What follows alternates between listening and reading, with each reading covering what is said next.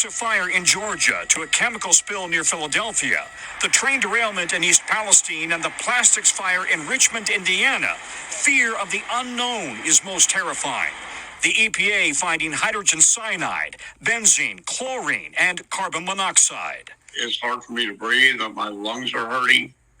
I have extremely bad headaches. Lynn Childers already had emphysema. He lives 5.5 miles from the Richmond fire and was outside gardening with his great-grandchild. And this black looked like soot or something falling from the sky. Sharice Munyon lives in East Palestine. I'm concerned with myself, but I want to make sure that my kids are going to be okay. A coalition of groups working to track and prevent chemical disasters estimates there's a chemical fire, explosion, or toxic release every other day in this country. That is just simply too much. Health Boss, okay. The media failing once again, always focusing on the problem, always focusing on fear, but never giving you a solution. Well, I'm here to help. Okay, a lot of what I'm about to suggest is common sense, but we do know that there's a lack thereof. Okay, take out your notepads. First and foremost, start to wear those face masks. I know they suck, but indeed, that's your first line of defense. Next, if you haven't changed the filters in your house, do so, or maybe change them every week or so. Now, obviously, do your best to stay indoors if possible. And when indoors, do your best to hydrate as best as you can. Make sure the water's clean and that the water's safe.